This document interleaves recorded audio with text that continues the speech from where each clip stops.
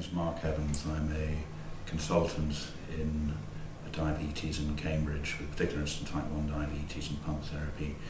I'm also a researcher in the University of Cambridge, so I'm an investigator on this grant award, which is looking at the artificial pancreas in animals.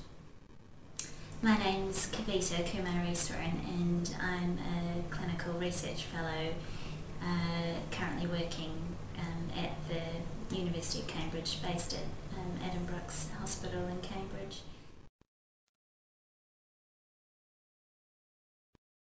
We have increasing numbers of patients with type 1 diabetes have been treated with insulin pumps in the UK. In our centre, for example, it's about 12–13% of folk.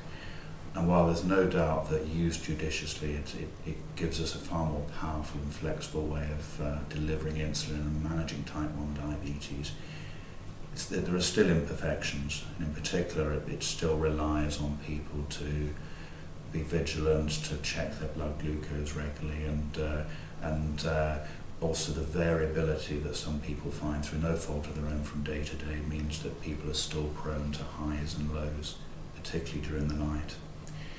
So the aim of this study was to try to link in a continuous glucose sensing device into an insulin pump, so that we then created an artificial pancreas. And this work specifically was looking at whether we could run this overnight.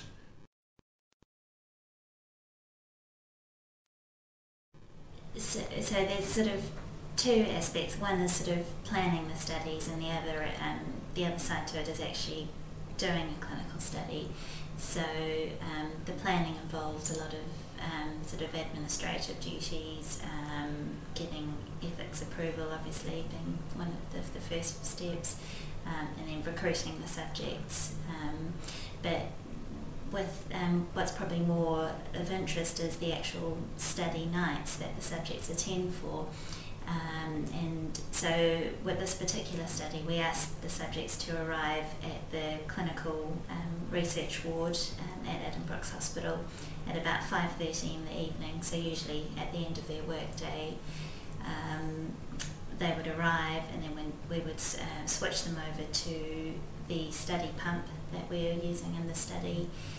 They would already have a continuous glucose monitor inserted the day prior that's already recording glucose values. They have a cannula inserted into their arm, which is used to draw the blood samples for glucose and insulin at regular intervals overnight. We gave them a standardised dinner meal at 7 p.m, and on one night they started the closed loop, which Dr. Evans has just described as basically the algorithm control, using the continuous glucose sensor and the pump to drive the sort of insulin infusion rates overnight. And then on the other night they just have their usual pump regime overnight. And usually they do try to get some rest, because we are drawing blood samples every 15 minutes, so it can be a little bit disruptive, but they do manage to get some sleep overnight, and then wake up in the morning. We're given breakfast at 8 a.m, and the samples for glucose and insulin continued until midday. At midday we completed the study, made sure their blood glucose were in reasonable range, and then they were discharged home. And then they came back to repeat this on a second night, sort of within 1 to 3 weeks. I completed the first first phase of the adult studies, which was looking at 12 subjects who came in and were tested on the closed loop system overnight in a dedicated clinical research ward. And we've also recently completed the second phase of the adult studies, which included a new group of 12 patients with type 1 diabetes. And this time they came into the clinical research facility, but along with their dinner meal they were also given a reasonable quantity of white wine with their meal, and that was sort of to challenge, the closed loop and looking at the risk of hypoglycemia in the early hours of the morning, and so that has just been completed, and we're sort of analysing those results currently. This year we will be in a position so that people will be going home and testing these devices out, clearly under very carefully controlled trial circumstances, but really having these gizmos tested at home.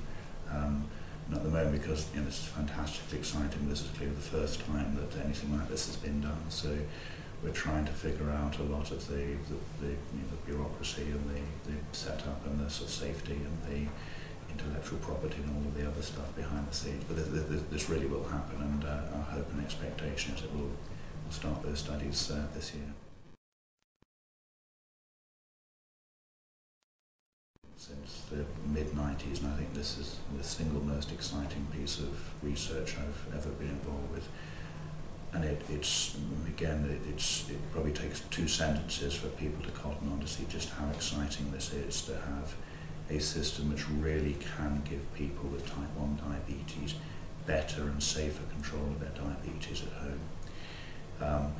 And the hardware is there already, so we already have continuous glucose sensors that are out there, and we already have insulin pumps, so at least conceptually this is linking the two, and clearly there are major challenges involved with that, but at least the hardware is already there, so this is basically figuring out the best and safest way to get 2 pieces of existing equipment talking to one another.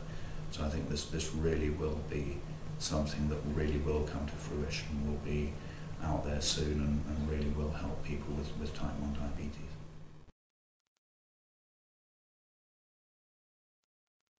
Just a big thank you, and again, as I said, this really has been genuinely the most exciting bit of research that I've been involved with. I think it's been the easiest study we've ever recruited for. People been chewing our arms off to come in and help with these studies as a testimony to just what the exciting potential is for this work. So thank you to everybody who's helped support this work.